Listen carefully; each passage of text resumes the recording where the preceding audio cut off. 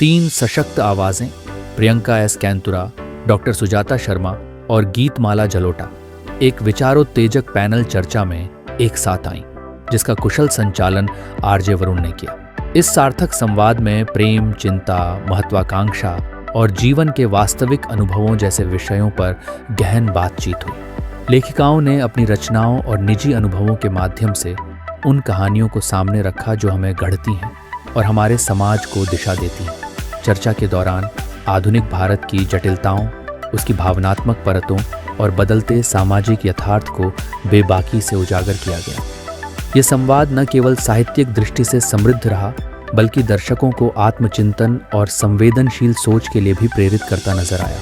तीनों लेखिकाओं की सोच और अनुभवों ने मिलकर आधुनिक भारत की अनेक परतों को खोलते हुए एक सशक्त और प्रभावशाली तस्वीर प्रस्तुत की। हाँ, शैटर्ड सीलिंग मेरी लॉन्च हो रही है, तो मैं ये कहना चाहती हूँ कि हमारे कंट्री में ना वुमेन अपने करियर ग्रोथ के लिए बहुत कम पढ़ती हैं। वो पढ़ती हैं तो उपन्यास पढ़ती हैं और धार्मिक किताबें पढ़ती हैं, मगर करियर में ग्रो करने के लिए कम ही पढ़ती हैं। तो मैं वो उनकी आदत चेंज करना चाहती हूँ, इसलिए मैं ये किताबें लिख रही हूँ। अभी तो इंग्लिश में है, बट जल्द ही हम इसको हिंदी में भी लेकर आएंगे और मराठी में भी, क्योंकि बहुत ज़रूरी है कि जो वर्क प्लेस को समझने के लिए ये आपको बहुत सारे रिसोर्सेज देगी।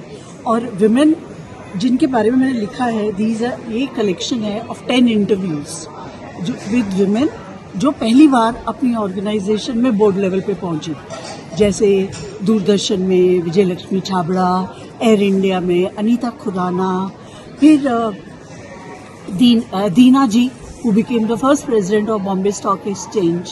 So इन विमेन ने कभी आज तक इंटरव्यू नहीं दिया है, बट इनसे इतना सीखने को मिलेगा आप इनका इंटरव्यू पढ़ेंगी तो, क्योंकि इनको गाइड करने वाला कोई नहीं था, पर ये धीरे धीरे कैसे अपने करियर में उन्होंने चैलेंजेस हैंडल किए, तो ये हम लोगों को भी सीखना बहुत ज़रूरी है।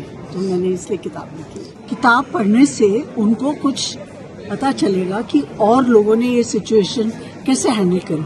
जैसे मैंने दीना जी से पूछा कि आप अकेले आप मैन को कैसे कन्विंस करती थी कि हमको ये करना चाहिए, तो कहती मैं कुछ नहीं करती थी, मैं बोलती थी बस हाथ जोड़ के कि इससे बॉम्बे स्टॉक एक्सचेंज का प्रोसेस सिंपलर होएगा। बस मैं गोल पे कंसंट्रेट करती थी, मैं किसी चीज़ को पर्सनली नहीं लेती थी। हमको ये याद रखना है कि वर्क प्लेस पे कुछ भी पर्सनल नहीं है।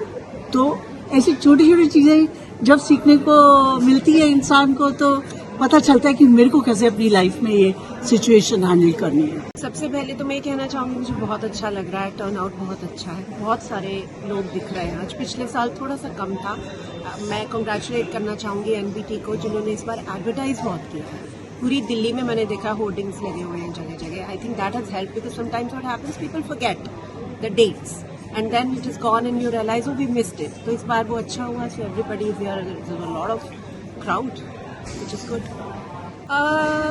मैं ये कहना चाहूँगी कि महिलाओं का जब तक महिलाएं ध्यान नहीं रखेंगी, एक दूसरे का ख्याल रख के उनको आगे नहीं बढ़ाएंगी, तब तक ये प्रॉब्लम सॉल्व नहीं होगी। ये प्रॉब्लम अभी है और रहेगी, और सॉल्व करने का सिर्फ एक ही तरीका है, you have to fix another woman's crown before you want to be a queen. Keep going, keep moving, keep doing what you want to do, keep a good balance between what you want to achieve and your home. Both can be done, but get help wherever you can. जहाँ भी हो सके seek help. उसमें कोई शर्म की बात नहीं है कि आपको मदद मांगने से आपको, because we are raised like this, we are told that कि अगर आप मदद मांगेंगे मतलब आप काबिल नहीं हैं, तो वो हमें दिमाग से निकालना पड़ेगा। इसका काबिलियत से कोई लेना देना नहीं है। और seek help, move forward, keep doing the good work. बहुत ही बढ़िया माहौल है, बहुत ही अच्छा एक्सपोजर है यंग ऑथर्स के लिए, पब्लिशर्स के लिए।